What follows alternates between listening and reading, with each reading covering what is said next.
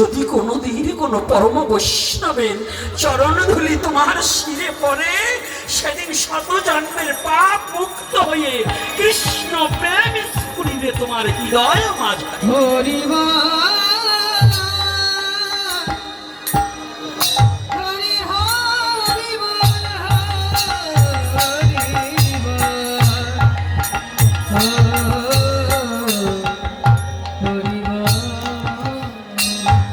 তাহলে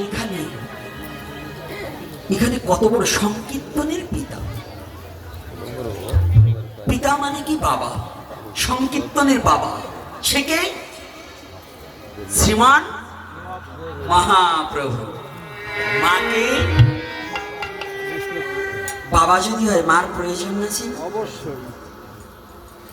মা হচ্ছে কি জানেন? দয়াল নিতাই চাঁদ, প্রেমদাতা নিতাই। শুধু নামে কখনো মুক্তি হয় না যদি প্রেম না থাকে। শুধু নামে কোনোদিন মুক্তি নেই। শস্য জায়গায় যেমন বীজ গজায় না, যদি প্রেম না হয় তাহলে নামের ক্রিয়া শক্তি হয় না। কথাটা কি বুঝতে পেরেছি? রাধে রাধে। কথাটা কি বুঝতে পেরেছি? হ্যাঁ, আজকের এত কান্নাকাটি বন্ধ, এত কেঁদে লাভ কি? যদি কাঁদো, যদি কাঁদিতে হয়, তুমি একবার গৌর বলে কাঁদো। যদি তোমার জীবনে কোনোদিন কাঁদিবার বাসনা জাগে, কাঁদো। কাঁদতে কোনো নিষেধ নেই। তবে কি জানো, শচী দেবী, বিষ্ণুপ্রিয়া দেবী,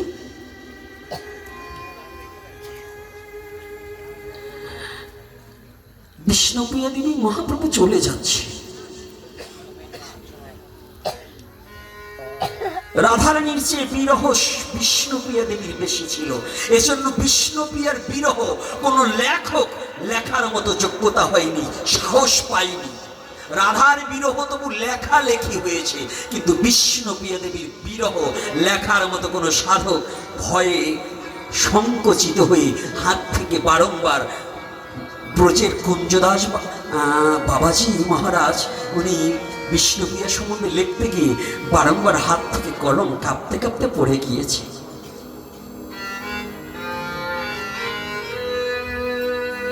ওনাকে জিজ্ঞাসা করেছেন এক ভক্ত, বাবা আপনি লিখতে গিয়ে কলম পড়ে যাচ্ছে কেন?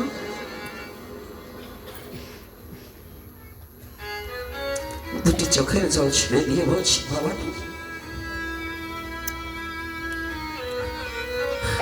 আমি যে মা বিষ্ণুপ্রিয়ার সম্বন্ধে কিছু লিখতে পারছি না। আমার অঙ্গ যেন অবশ হয়ে আসছে। আমি যেন বিষ্ণুপ্রিয়া ভাবিতেই যেন আমার দেহটা বধির হয়ে যায়, আমার দেহে কোনো শক্তি থাকে না। একটু ভাবুন তো ওমা, একটিবার ভাবুন, বিষ্ণুপ্রিয়া তত্ত্বটা কত বড় কঠিন, কত বড় বিরহ। শ্রীমতী রাধারানী জানে 100 বছর পর হলেও আবার কৃষ্ণ ফিরে আসবে। জানে না বাবা? আপনি দেখুন রাধারানীর বিলাপ, কুসুমঞ্জলি নামক গ্রন্থ, আপনি অন্যান্য বিরহগুলো দেখবেন। জানে তুমি আসবে, সমস্ত কিছু জানে। তথাপিও রাধারানী দশম দশায় নিজেকে ওই ভূমি শয়নে পড়েছিল। শ্বাস বহিছে কি না বহিছে অনেকে তুলনা ধরলে জানত না। মরমিয়া সখী যারা, তারাই একমাত্র জেনেছিল যে রাধারানী বেঁচে আছে, আর বাহ্যিক জগতে সবাই জানে রাধারানী মারা গিয়েছে।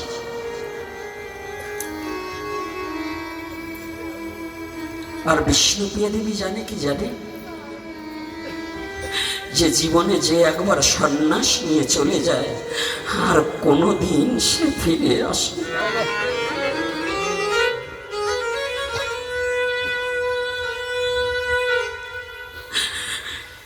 জানে যে আর কোনোদিন প্রভু ফিরে আসবে না। প্রভু চলে যাচ্ছে, বলছে দাঁড়াও প্রভু।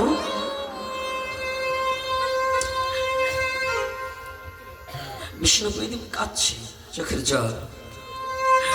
প্রভু বলছে, প্রিয়ে তুমি কাঁদছ, তুমি যদি বলো আমি যাব না সন্ন্যাসে, আমার কোনো দুঃখ নেই। বলছি, না প্রভু,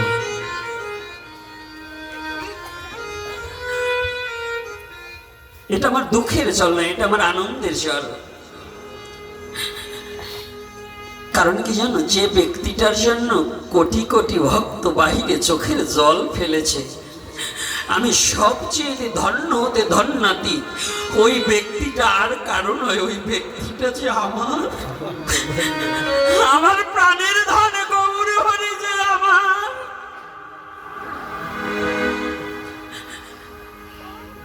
যার জন্য কোটি কোটি ভক্ত গাচ্ছে, ওই ব্যক্তিটা যে আমার। তুমি একটিবার দাঁড়াও প্রভু। জানো প্রভু,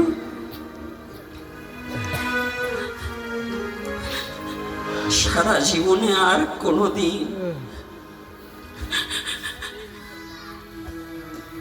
সবাই জানে বিষ্ণুপি আমার নাম, কিন্তু যেদিন হতে তোমার চরণ দর্শন করেছিলাম, সেদিন হতে আমি যে গৌরাঙ্গ প্রিয় হয়ে গেছি,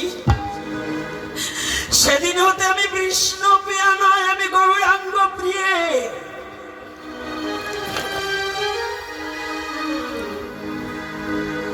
গৌর হে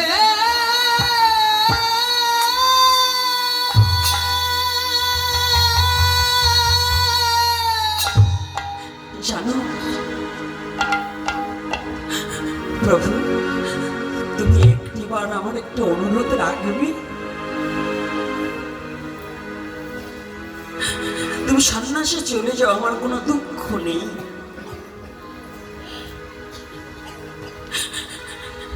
তোমার ওই চরণের খরম দুখানা আমাকে দিয়ে যাও।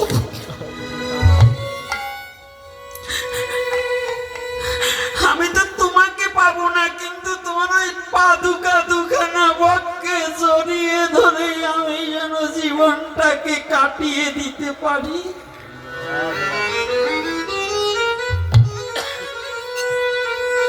চাওয়াটা কি?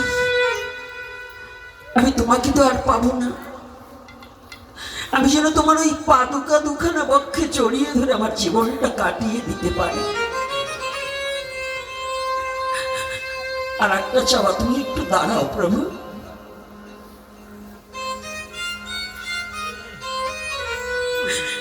এই দাসী তো তোমার কাছে আর কোনোদিন কিছু চাইবে না, এই দাসী আর জীবনে কোনোদিন তোমার চরণ প্রান্তে দাঁড়াবে না।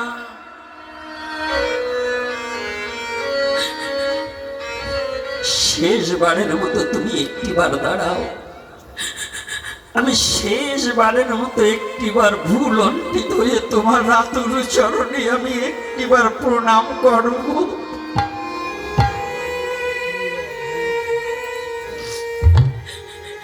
কেন জানো,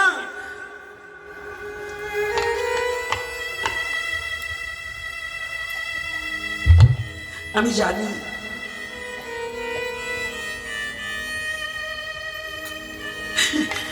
এই জগতে আমি যেমন ভাগ্যবতী, আবার আমার মতো কপাল পুরা বিশ্ব জগতে কেউ নেই। আমি এক হিসেবে ভাগ্যবতী, তোমার মতো পতিকে পেয়েছিলাম, আর এক হিসেবে কপাল পুরা। কেন জানো, তোমার মতো গৌরহরিকে পেয়ে আমি ধরে রাখতে পারলাম না, আমার ছিল জন্মের মতো হারাতে হয়ে।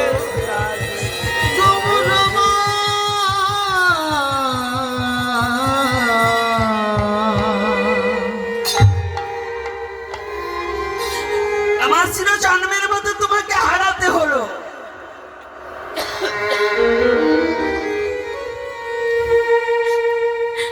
আর তো কোনোদিন আমি তোমার চরণে প্রার্থনা করতে পারবো না, তবে একটা প্রার্থনা, আমার এই প্রণামখানা তোমার চরণে রাখো। আর যেদিন বিশ্ব জগতে আমার বলতে আর কেউ থাকবে না,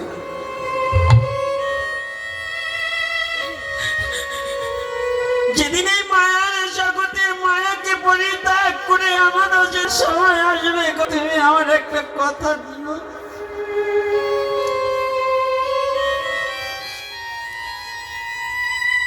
সেদিন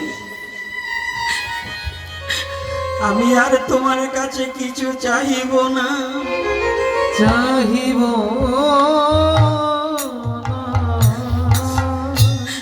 সেদিন ওই চরণ ছাড়াই আমায় করো সেদিন ওই চরণ ছাড়া বলো হরিব আমায় করো না হে। সেদিন আমায় ওই চরণ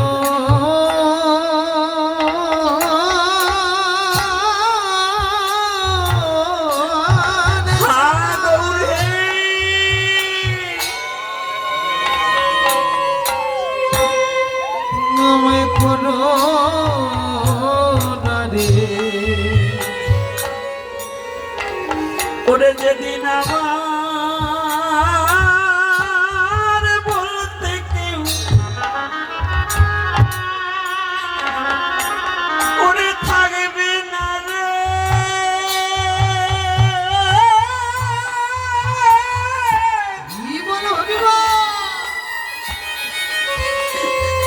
ওরে সেদিন চরণ ছাড়াই আমায় গৌর করি করুণা যেদিন আমার বলতে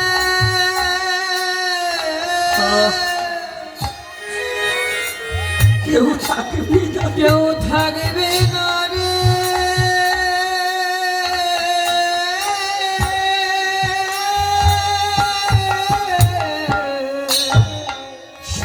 চরণে ছাড়াই আমার সেদিন তোমার ওই চরণ ছাড়া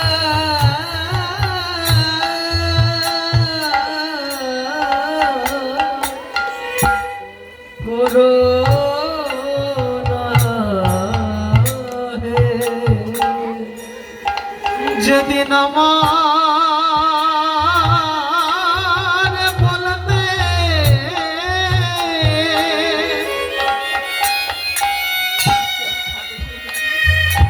কেউ থাকবে না রে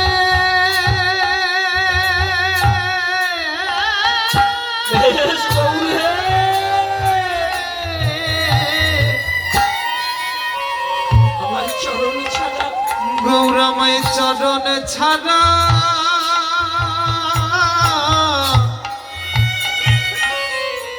আমায় করো না রে বলো তুমি বিনে আমার আর জগতে কেবল আছে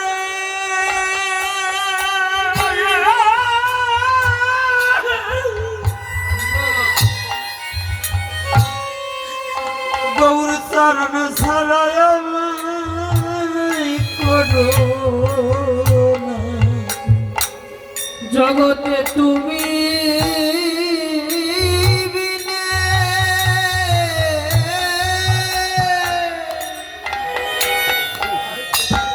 আমার কে আছে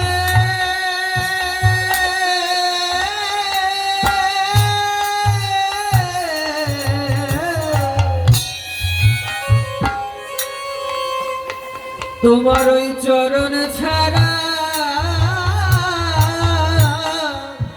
করো না হে। জগতে তুমি বিনে জগতে তুমি বিনে ওরে আমার আর কে ভয় আছে আর কে ভয় আছে হ্যাঁ, হ্যাঁ। কে আছে?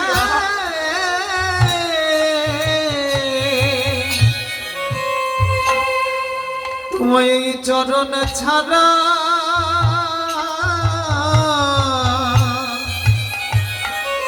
আমায় করো না রে। এটা শুধু বিষ্ণুপ্রিয় দেবীর কথা নয়, প্রতিটা জগৎ জীবের গৌরের চরণ ছাড়ার দাঁড়াবার আমাদের কোনো জায়গা নেই, আমাদের কোনো দাঁড়াবার স্থান নেই। একমাত্র একমাত্র গৌরের চরণ ছাড়া।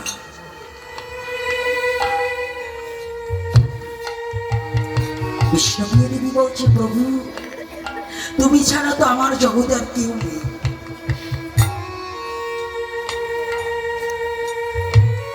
তবে একটা কথা বলবি, আমাকে তো কিছু বলে গেলে না।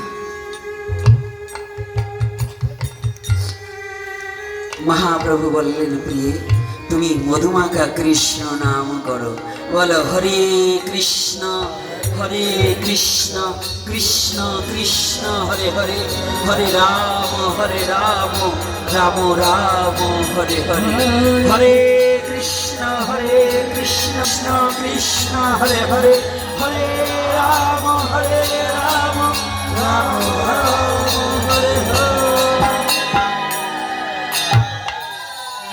আমি ওটা পারবো না, নাম আমি পারবো না। বলছে কেন? বলছে আমি একমাত্র জানি গৌড়ের চরণ দুখানি, আমি গৌরাঙ্গ না ভিন্ন, আমি অন্য কোনো নাম করিব না।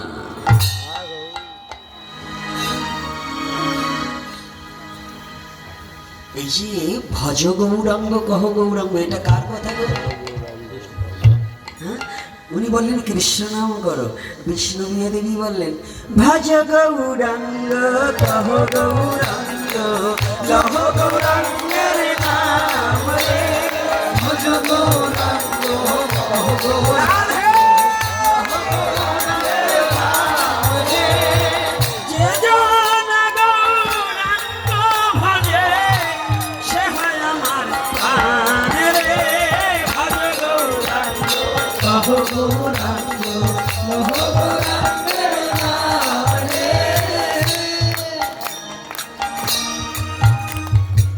এই যে কথাটা কার কথা?